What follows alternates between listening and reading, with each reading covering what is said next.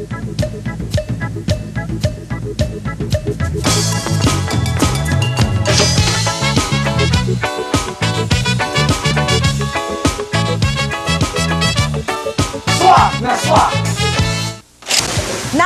mo ba, partner, nung unang lumabas at nauso yung bottomless iced tea sa mga restaurant? Siyempre naman, partner. In fact, ordinary na lang nga ngayon ang bottomless iced tea, pero may bagong pinapauso ngayon, partner, ha? Ano yun? Itong bottomless ink.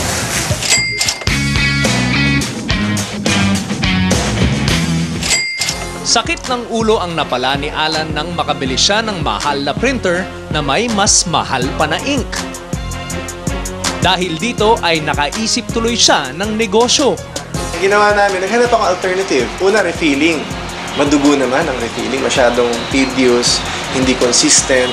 So, tapos half the price lang ng original. So, naghanap ako ng mas parang yung extreme solution to my problem, which is naka-host na nga siya.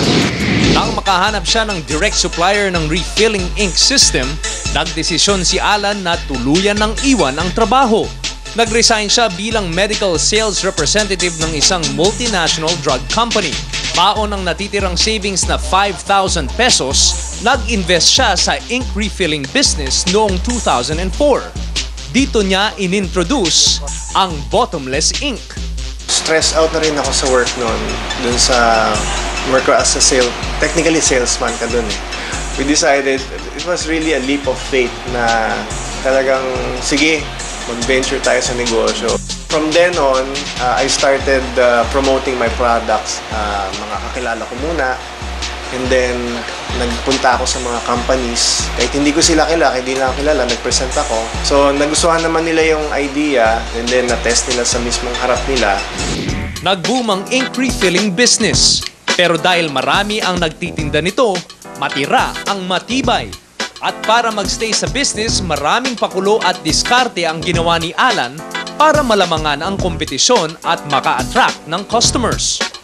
Sa amin, ang drive talaga namin, after sales service is really a must. After lumabas dito yung customer, we see to it na masaya yung customer. Pag may problema, napupuntahan agad, at least man lang may makausap sila para mabigyan ng solusyon yung problema nila. Yung dati, 2005, a handful lang sila, siguro mga 5. Nakakilala ko yun, no? Tapos, by word of mouth na nga, ngayon, siguro meron na kami more than 50 companies na talagang client namin. At para hindi daigin ng mahigpit na kompetisyon ang kanyang ink refilling, gumawa ng isa pang gimmick si Alan. At sa tulong ng kanyang tatay na isa ring negosyante, inilabas nila ang pinakabagong promo package, ang printer for rent. Kunyari, may kliyente tayo, ayaw nilang bumili ng printer, ayaw nila ng sakit ng ulo, na who would take care of it? Doon pumasok yung printers for rent natin. The concept kasi namin doon sa printers for rent is the client doesn't have to own the printer kasi sinurvey ko to sa mga kumpanya. Ayaw nila yung pag nasira, tatambak na lang yung printer sa bodega nila. Pinix lang namin yung monthly fee sa 2.5. Then, unlimited na yung printing needs nila. Parang, sige, print lang sila ng print. Kaming bahala sa inyo.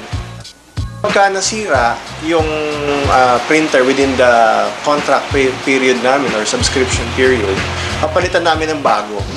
Speed, quality, service ang sikreto ni Alan.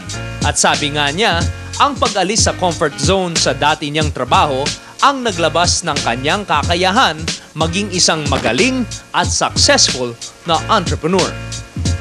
We really plan to have our own yung real estate business. Kasi the ultimate goal would be mga real estate rental properties. Na ang kagandahan nun kahit hindi ka magtrabaho at meron kang mga rental income, free ka na kasi talagang alis ka na sa rat race in life. Parang you really achieved financial freedom.